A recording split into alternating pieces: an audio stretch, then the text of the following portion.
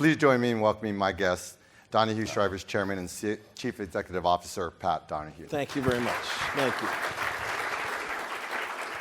All right, so Thrilled to be here. Let's start off with the big question, right? You grew up in L.A. and you live here in Orange County. So are you a Dodger or an Angel fan? That's neither. I don't like baseball. Okay. It's boring. You're going to find we didn't do any. He's just asking these. I'm These just are all- asking stuff. No, it's going to stick. No, none of these are. I'm a Bruin planned. fan, so UCLA football, college football is really my passion. I don't go to baseball. I don't go to pro basketball. I love college basketball and college football is really what I like. Growing up in the Donahue house, boys, 5? 5 boys. Dad was a doctor? Dad was a doctor, old family physician. He'd make house calls and deliver baby. He did everything. You have coaches and leaders. Tell us what it was, at the dinner table. Tell us what it was growing up in a household of leaders. Well, I don't know if it certainly wasn't leaders at the time. It was a bunch of, it was 5 knuckleheads from 13 to, and Dan was the oldest and 13 years older than I was. So, and I was a great mistake. I mean, Mom was 40 in those days, and in those days, 1955, and you were 40, that was not clearly planned. As I like to say, thank heavens I came along, right? Because and there's probably a little bit of truth in that, but it was a fabulous upbringing, Daniel. It was after the World War II, and the neighborhood in North Hollywood, California, was very middle America. There were 22 kids on the street, and oh my gosh, the stories are immense. I think one of the famous stories, the day Mom went in to have me, Terry was leaving in an ambulance, having been hit by a car or something. So it was a complete circus. And Mom ruled the roost. She was a little German gal, tough as nails, and we called her Sarge. And she lived to be 99 years old. And God blessed her. And but she would make no mistake about it.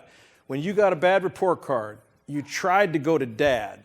And you go, Dad, I might have gotten a couple of C's here. And he goes, that's too bad. You better go talk to your mom, right? And boy, that was not good. So you were back studying. But it was it was like a lot of people that were from the San Fernando and the San Gabriel Valley. And you'd come, it was so hot in those days. You didn't have air conditioning. You'd come down to Newport to vacation. So we came down, and we all came down as a family, right? We'd go, and then Dan eventually moved down here and started with Coldwell Banker in the old tea house. Some of you are old enough. Bob's the only one old enough. He's nodding his head. He knows about it. But that was kind of the legendary start of Coldwell Banker down in Orange County, now CBRE. And he got fired from there effectively and left and went and started with a group of entrepreneurs that was called John S. Griffith Company. And frankly, they built malls throughout that early time in the 60s and the 70s. They were a very small entrepreneurial company doing big malls, eventually to do the Glendale Galleria. So do you follow your big brother into real estate? I did, reluctantly. Reluctantly. I didn't have much else going on. Coming out in 1979, 1980, if we remember those times, those were economically very similar to 08 and 09. And I was painting houses, making ends meet, living in Newport on 41st Street, and doing landscaping and stuff. And I was going to pick up a check at Donahue or at John S. Griffith's offices because I was painting the house of the CFO at the time. There were 10 people in the business. And Tom Schriber said, when are you going to come to work for me? And I said, I'm not. He said, why not? I said, because Dan and I will kill each other. And I had worked for Dan for one summer as an intern the year before, and I hated it. I hated it. And, you're an Irish Catholic family.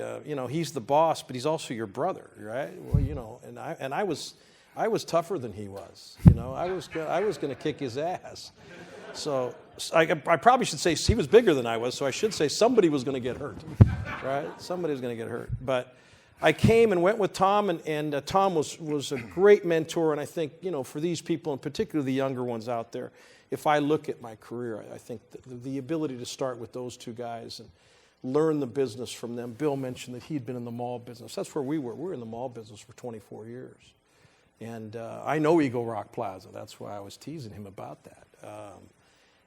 And so it was a fabulous way to learn the business, particularly as I look back, kind of the merchandising of the business from Dan. Dan was really, really good in the mall business and what it took to put a shopping center together.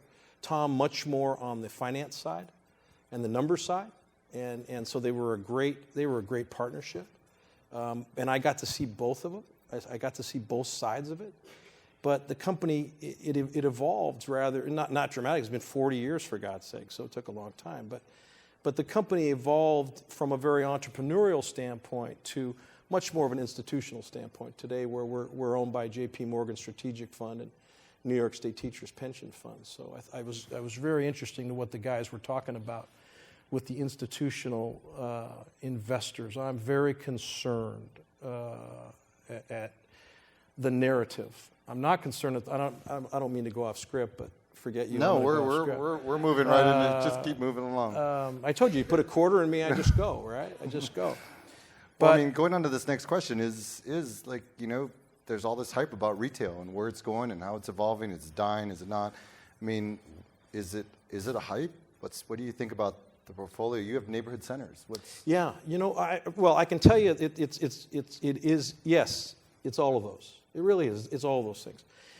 The neighborhood center business, as I think somebody said on the previous panel, is about as good as I've ever seen it. We're at 96.5% leased. Our lease turn is at 10%. And why is that? It's because nobody's building anything. And nobody's going to build anything for some time. The grocers are not expanding. Target is not expanding a full Target, right? You can't build a new development around the new little Target, right? So nobody's opening new stores. They all have to because of the stock market, frankly, and probably because there is an opportunity for them. They all have to go into the internet business. They all have to compete against Amazon or they can't get any money themselves. And so they've all gone over there. Well, subsequently, if you own a high-quality portfolio, there's no competition. There's no new competition, and I don't see any new competition for a long time. So I think the neighborhood center business, as I look out the next 3 to 5 years, I think will be very, very good. I think it'll just, if you have good stuff, as they said, the boxes are probably the big issue, but there are solutions for the boxes. They're expensive, but there really are enough players to take those mid-sized boxes and bring those back. Listen, we're all working, right, which is a good thing. The stock market's good, so the consumer is really pretty good.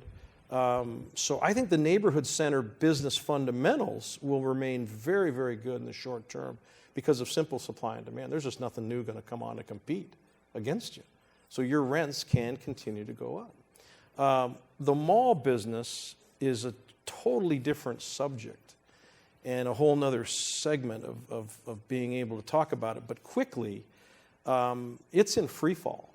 It's in free fall. And this deal with Taubman, I was just asking Bill Rose what he had heard. I had heard the functional cap rate of the transaction when you say, okay, what did they buy it for, all those malls that Simon is buying from Taubman?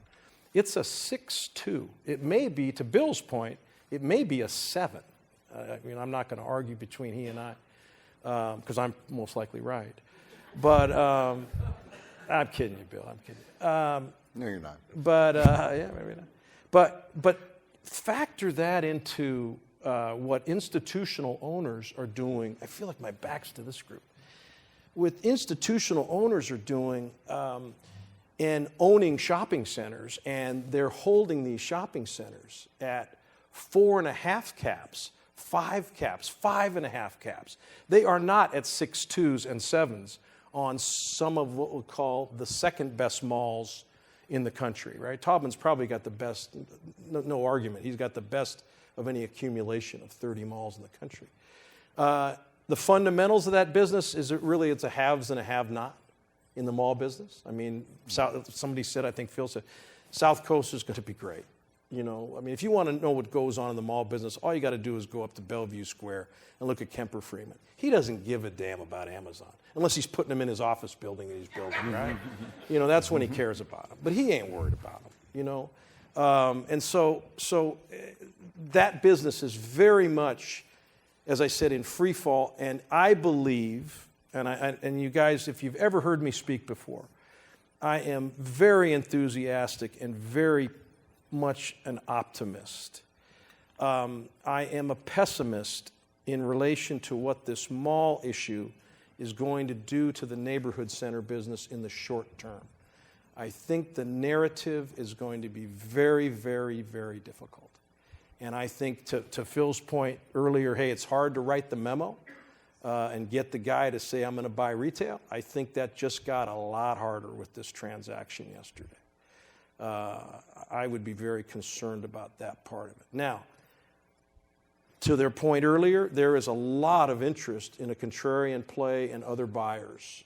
We've had a lot of interest just since the first of the year in anything we've brought to market has gotten a lot of attention.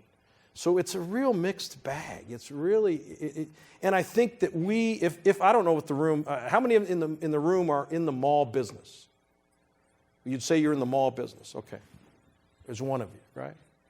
Well, you're having a bad day, right? You're having a bad day. You're having a bad day. But the rest of us, I think it's really important that we begin as an industry, and I think ICSC is finally beginning to do this, is to distance ourselves, really. It really is, to bifurcate the two. Because if you're going to get painted with that brush, there's enough facts to convince people that all retail is bad because of the mall business. And that's a very dangerous place for all of us to be, and I think we need to really, and the panel did a really good job of doing that. You guys were talking that way. It's different. It's a different business, completely different business, and has nothing to do with why one is working and why the other isn't working. The mall business is all about apparel. It's all about a complete over-investment in apparel, and now they're paying for it. And I'm not sure what to do. I've been in that business as well. For 24 years, I was in that business, We started off with a Westfield and Bloomingdale's presentation. They talked all about. Oh, you did? The Century City Mall Yeah. and how they changed it. Now it's Century City Outdoor and everything else. The evolution. Talk a little bit about your Skydeck project in San Diego. Talk about what you're doing. Well, we had an opportunity in San Diego. From those of you that are down there, our flagship is Del Mar Highlands Town Center, and it's one of the very best neighborhood community centers of its kind. I hope in California, and I hope to make it on the West Coast. But we had an opportunity we had some entitlement, and we looked at the whole project, as you always do. And again, it's probably a whole nother panel, because it probably goes from a value of about $90 million in 2009 to about $550 million by next year. And that's an investment of probably $160 million. It's a remarkable, remarkable play. I couldn't be more pleased of where we are. We had a box where we took Jimbo's, which is if you're from this area, it's Mother's, let's say. And they'll do $1,200 a square foot. It's a fabulous retailer. He was in 15,000 square feet. He needed to get bigger. We took him, we moved a daycare out of the way, put them on top of the new parking structure we built, and then had a 25,000-foot box on top of Jimbo's. And we felt our food offering was lacking in the center. And we also thought that you can't eat on the internet, so that was probably a pretty good thing to try and go through. So we saw something, Daniel, in Barcelona called El Nacional. And I studied it for 5 days with my family. I then sent I had to twist a lot of arms to go to Barcelona to see the center, right? And we sent our architect and our contractor and our leasing people and said, what do you guys think? And it'll be categorized as a food hall. That's what people will call it. It really isn't. It is a collection of 7 or 8 1,200 to 2,000 square foot self-seated restaurants. The idea of it is that the food halls, while they've improved dramatically, they really are a glorified food court for the most part, right? There's some good examples, but really most of them are really good at lunch and night falls apart. Evening falls apart. This will be very evening-centric because we believe the seating leads to a better experience. We think the currency at lunch is time. You want to get in, you want to get out. That's why the food court works great, right? You get in, hey, go grab a seat, get over there. That's not date night. You know, you don't get any credit for going to a food court or food hall, right? On date night, right? You just don't, I mean, I don't at least. Molly never gave me any credit for that. That's why she's gone. Yeah, that's why she never gave me She's any out. credit for that. So this is really all about the experience of the evening.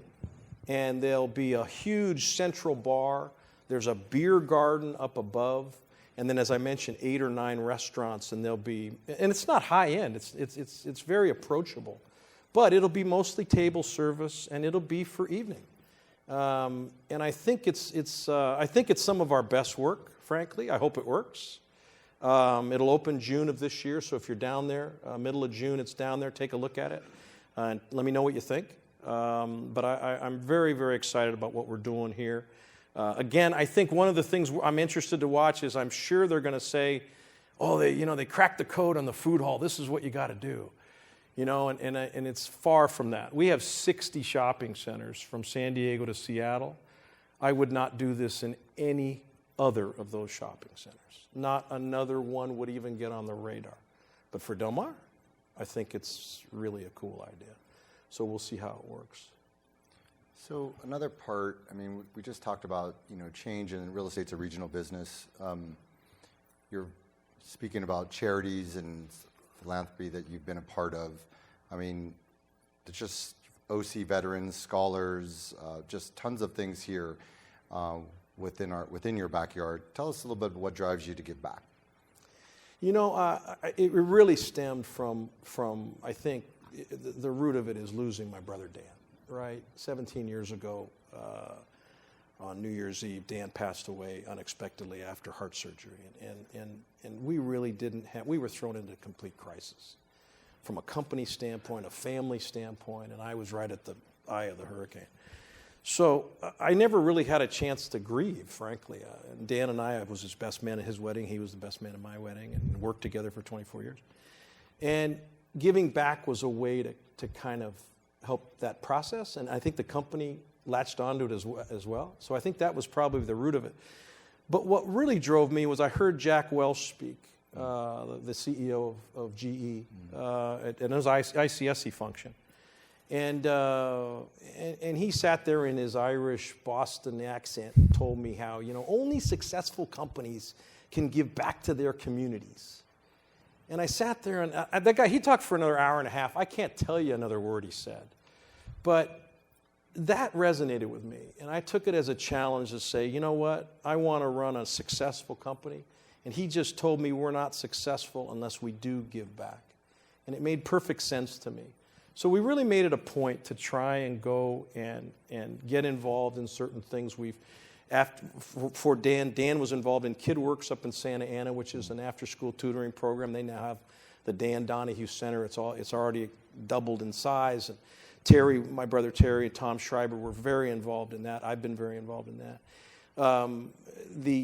Next week we'll have 400 kids come to the Great Park in Irvine, and they'll work out in a football combine for kids that didn't get college scholarships, and they'll work out in front of Division II, Division III, and NAIA colleges.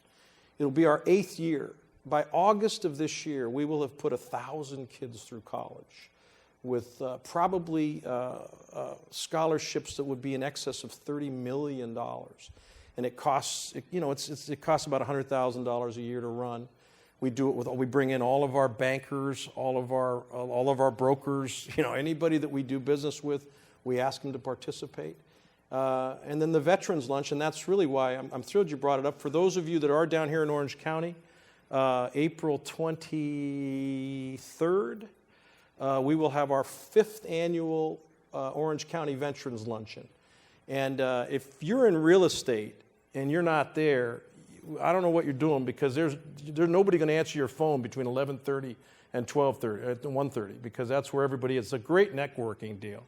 And it's a great program. This year we have the most recent Medal of Honor recipient, Daniel Belavia, is our keynote speaker. And, we were asked about, because of our stuff that we've done, Orange County Community Foundation asked us to get involved in the Veterans deal. And I sat in a couple of meetings, and I said, I'm not real good in meetings. I'm much better getting something done. So we offered to go put on the luncheon. So our company, in fact, our executive team, underwrites the luncheon so that all monies raised go to the charities. I'm very, very proud to announce that by November of this year, there was 5 years ago they came to us with the problem. The problem is that there is no place for veterans in Orange County. You got the VA in Long Beach and you got the VA in San Diego, and yet Pendleton is dropping off 6,500 vets a year coming out of Pendleton right into Orange County. And their first stop is typically Saddleback Community College or Irvine Valley College, because it gives them a housing allowance. And so we've gotten in the middle of all this stuff. And I'm very pleased to announce that we will, I believe, knock on wood, open a center, 10,000 square foot center for veteran services in the Tierney Center at the Goodwill Center in Irvine, Tustin. It's amazing. And I just couldn't be more pleased. Thank you. Thank you. I couldn't be more pleased. And you guys have all heard the horror stories and all that. They're all true, by the way, of all that stuff. But this is, we have to give these guys a chance, and this I think is a fabulous way to do it. And it does show what the private, and really what it does is it shows what the private sector can do. We saw a problem. They came to us. We went with a bunch of like-minded people. There's many of you in here that have supported the luncheon for 5 years. I hope you'll do it again with us. Some of you are sponsors of it, but if you're not, it's a hell of a day. And if you're really interested, I would love to have you be my guest. And if you don't enjoy it, you don't have to pay. But if you enjoy it, you write a big check sometime. You write a big check. Get back to real estate. They don't want to hear about this stuff. They want to hear about real estate. He's out of questions. No, I'm actually not. We talked about the Cal State Fullerton program. You're expanding that. You're mentoring, you've expanded. There was a time where real estate programs didn't exist. People weren't coming into real estate. There was, definitely through the recession, it fell off. But we have a big surge of young people in real estate now, right? They're energetic, they're excited, I think it's, I'm returning back to philanthropy. I'm also the chairman of the ICSC Foundation, which I'll be named in May for a couple of years. And if we have a tremendous talent void, and all of you that are out there looking for people, we're doing a terrible job as an industry getting people to come into our industry. So ICSC has really gone out, and we've already raised $1 million, and it'll be $5 million before too long, I hope, of scholarships, mentorships, and internships for kids in college. And I think it'll really be the thing. And it was from Cal State Fullerton. Bob brought a group of kids out to Recon last year. And they were, I don't know, Bob, there were 15, 20 of them, 30 of them. And they all wanted to be in real estate. They all want to know what was going on. How do I get in? I just want to go. And we need to go and nurture that. We got to go and we got to attract them. And it's not just retail real estate. We need to go and invest in retailers, right? We don't need another Pat Donahue. We need another Mickey Drexler, a guy that, the guy that did Limited, right? He's gotten into some trouble with Epstein, but maybe we don't need him. But we need somebody to bring on. We need the next Walton family, right? We need somebody to go and take retail to the new level. We need retailers and then people that do what we do around. So I think there's a lot of low-hanging fruit there as well, and we have to do a better. It's a great job. It's a fun job. It's a fun job. You talk about recruiting, but what would you give? What advice would you give? We have people that are just entering into the industry, and we have people that have been into the industry. Ultimately, you said you have a 3 to 5-year outlook on what's going to happen with retail real estate. What advice would you give someone young, someone in the middle, an expert? What should they look for in retail over the next year? Well, like I said, I think the retail is going to be choppy depending on where you are. And I think because of this narrative, all three of those groups, I would highly encourage you to be a really good student of the game. I can tell you there is so much nonsense that gets put out that people believe is true that I think it really starts to, mess with your head, right? I think you got to go and get the facts. They're very available now with the internet. My God, you can find out anything you want about anything. And so I just think you have to watch. I think the panel before really alluded to the same thing. Phil, I think it was you that said, you got to study it. You got to look at it because writing the memo is harder. But I think there's arguments to be made for retail. I don't think there's any question. But I think if you're in this business for the next 3 to 5 years, I think the fundamentals are going to be very, very good. There's nothing, our shop rents, our shop occupancy is as good as it's ever been, and I don't see that changing. We get a lot of new people coming. We get some local people. We're getting a lot more local tenants. We're doing a little bit more local work than we've been. You got a lot of health and beauty coming in now, medical coming in, whether it's human or pet. There's a lot of things that you can't actually transact on the internet, right? You just can't do it, And so I think I'm not worried about that part of the business. I am worried about the narrative and what it's going to do. And I think it's going to get worse before if it could, I think it's going to get worse before it gets better because of this recent deal with Simon & Taubman. I think if you do the homework and realize if that's a 6-2, then people are holding values in a lot of big pension funds that are way overmarked, and they're going to have to ratchet those down. And then subsequently, how do you go into investment committee? You just had me write down retail, right? Well, it was a mall. Well, no, it's retail, right? I think that's going to be a real tricky one. You made a comment in an article I read about you work well under crisis. And retail works well in a crisis.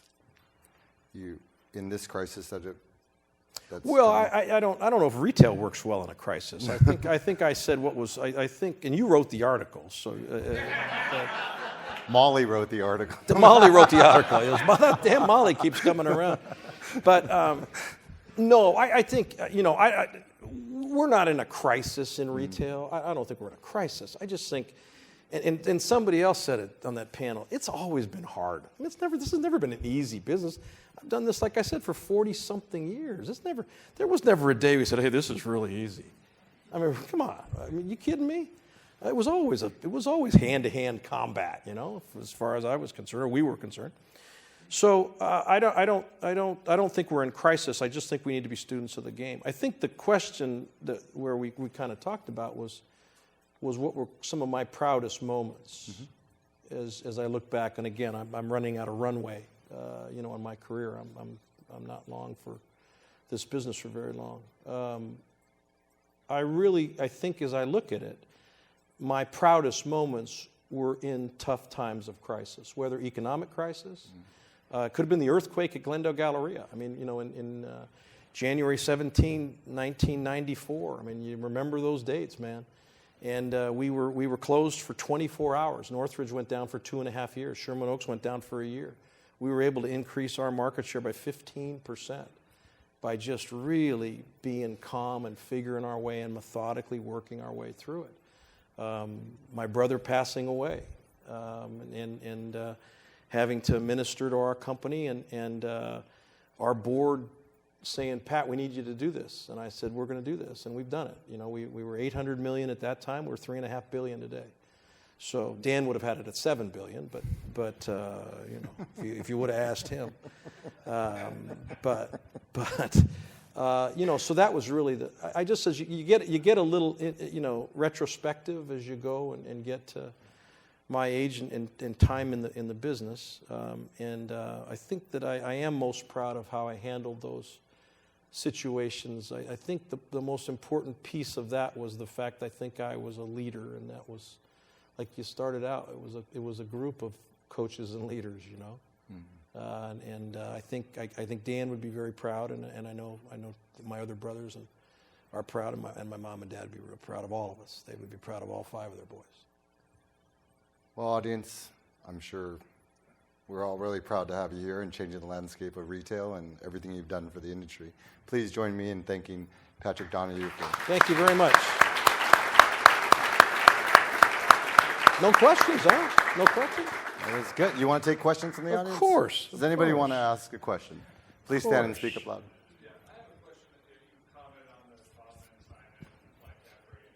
And when you look at a lot of the public, especially the smaller, like less than $1 billion public retail rates, the dividend yields are ridiculous. In some cases, even right after they affirm a dividend yield, and everyone's told they'll never be able to continue to pay that dividend, they affirm it, stock goes down. It just makes no sense. So have you guys, given thought, well, why don't you think some more of those small REITs have actually been either taken private or bought, changing boards? It seems like public markets are just slaughtering. Yeah, I know nothing about it. I'd love to tell you. I can give you an answer. I really don't know anything about it. I do watch the public REITs and watch the bigger guys in relation to whether they're trading at a premium or a negative, a discount. And so I've watched a little of that, but I don't really follow the little ones and what they're doing. I got my own problems.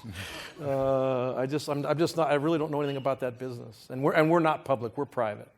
We're private. So I'm sorry. Maybe somebody else can answer. Anybody else have an answer for that young man? Yeah, go ahead. Good. Question. You mentioned the earthquake and it affected a couple of your centers. Do you carry earthquake insurance in all your properties? Yes, sir. Every one of them. And my home. Did you carry it before too? Was always the... Yes, sir. Most of the time you have to carry it. On a Glendale Galleria, we probably didn't have it on all of our centers then, but you had to have it on Glendale Galleria because the lender was smart enough to demand that you had it. It was a $40 million claim. It would have, and then the asset was probably $100 million at the time. So yeah, I always get that kickback from our operations people. You know, they always go, or family members that say, "Do I need earthquake insurance?" And you know, it struck once, right? I'm not going to put ourselves in it again. It was no fun. It was 3.5 years to dig ourselves out of it, and we would have been wiped out without it. It would have been a terrible, terrible deal. So yeah, we do have earthquake on all of our policies. And the next CEO, Donahue Schriber, he may get rid of it. I don't know. He may get rid of it, but I wouldn't get rid of it. And I have it on my home as well. I just think it's in this world, you know, there's not a lot goes wrong in California. And that's one of them, right? That's one of them. So, any other questions? You ever smile when you watch The Irishman based on the book I Paint Houses? No, I didn't know. I haven't seen the movie, and it's based on I Paint Houses. I have no idea what you're talking about either. So, no. So The Irishman was based on the book I Paint Houses? That was like a code word. Code word, yeah. Oh. I painted houses. I painted houses. I did. I painted houses. Steve, last question. Steve. Yeah. Pat, I'm from Jersey. I don't think you painted houses quite the same. Not the same way out there. No, born and raised out here. Born and raised out here. The question I have for you is on these malls, what about when they're using, I'm looking at a deal like that right now in Charlotte, where it's a covered land play with tenants, and you're redeveloping the mall into multifamily hotels, medical office. Do you see that as an exit for some of these? Yeah, I think there's no question that the malls are, at their root, really good land, right? That's how they started, right? That's really good. The problem is, if you've been in the mall business for a long time, is that the anchors have tied it up for so long. So it really is, I mean, that's why the deal on Eagle Rock, the first thing you got to do is you got to get control. And that's, you know, and I had a mentor in business, not besides Dan and Tom, with Ben Gifford, who was with O'Connor and then with J.P. Morgan, just left J.P. Morgan last year. And Ben taught me that real estate is about control. He really felt that that was the most important piece when you were analyzing something. Who had control? And you look at the malls, and that is the problem with those things. I think Seritage has done a very good job. I think they went with somebody that had the control, right, and bought the control. So I think that's a pretty good idea. But I mean, there's a lot of examples of where this control, that these guys have just said, sorry, we're not going to do it. We're J.C. Penney, we're not going to do it. Unless it's some exorbitant, ridiculous number. So the mall business, there are solutions to those properties. I mean, you go look at Ala Moana Mall in Hawaii when you're there. It was the greatest real estate play I've ever seen. And just keeps going. I mean, it just keeps getting bigger and bigger and making more money. And I think it's worth $5 billion now, I think, just that asset, something like that. And I think it's going to 10, I think is what I heard. But the biggest issue you have to get into that, you've got to understand where the terrorist is, right? And it's all about control, and you're just not going to get Sears to work with you. I apologize if I insult anybody from Sears, but you're not going to get Penny to work with you. They're not going to do it. Or it's going to be so ridiculous that you're not going to be able to do it. So it's all about control when you're looking at those malls. That's what I would tell... where's my friend? He left. He's going to try to sell. He's outside having cocktails. Yeah, he's having cocktails. Yeah. Yeah, he's trying to sell that. Well, mall. let's thank Pat Donahue again. Let's go. Thank you very much. Thank you very much.